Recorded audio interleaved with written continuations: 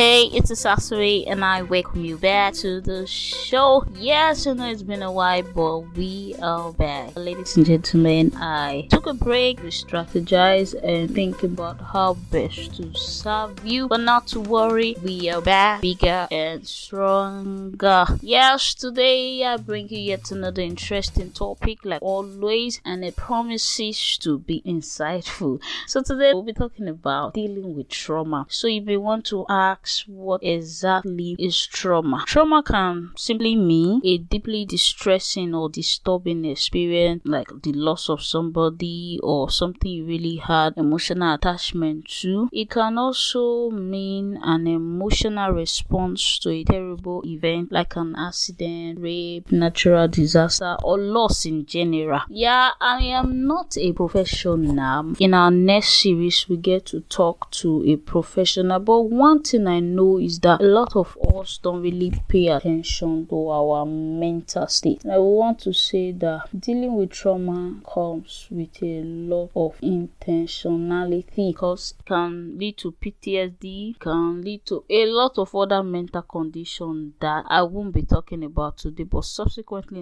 in our series we will talk about it. So you may want to ask, how do you deal with trauma? I won't say I'm a typical example of somebody that have experienced it, but I know I've experienced some very emotional stress. I think one time I encountered somebody going through something, but I think from that instant now I've always had flashback. I've always had like a lot of flashback. Anytime I remember that, it's as if my body is responding to it as though it's just happening at the moment. And one thing with the mind is that the mind really doesn't know how to distinguish between past event and current event, especially when it has to do with your mental state. So most times when you see yourself in that situation, it's almost like you are reliving that experience. But how do you deal with it? How do you deal with it?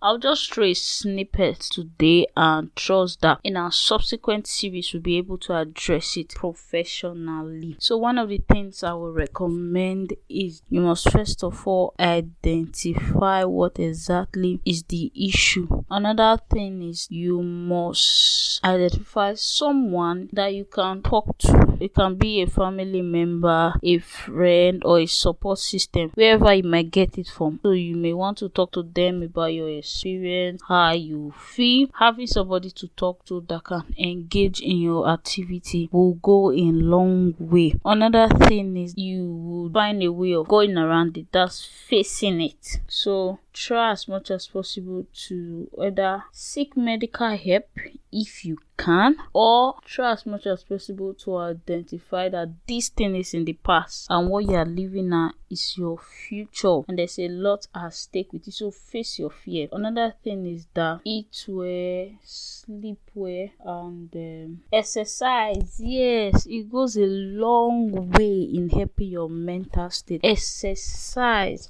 So far I've been able to identify 4 things you can do. One of the things I say, identify what exactly is the cause or the root of your experience or your mental stress. Another thing is that identify a family member, a support system, get a friend, get somebody to talk to about your experience and how you feel. Yes. Another thing is that face it, face your fear. If it requires you to get medical attention, please go after it. Go after it and recognize that it's in your past. It's in your past. And all this comes from having somebody to talk to, because you might not necessarily arrive at that state where you understand that it's in your past by yourself. So when you get somebody to tell you, you get to see it in that light. Have self-care. Exercise is quite nice. Engage in fun activities. Go do one thing, anything that just relieves you of the stress. Be patient with yourself. Yeah, ladies and gentlemen, I promise to bring a guest. Yes, I want you to be very anticipatory. I promise to bring a guest who will talk about this thing intensively.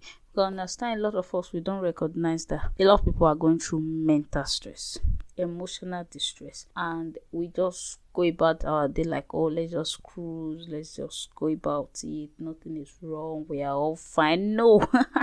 Not everyone is fine. Even the most happiest person can be the most saddest person indoors.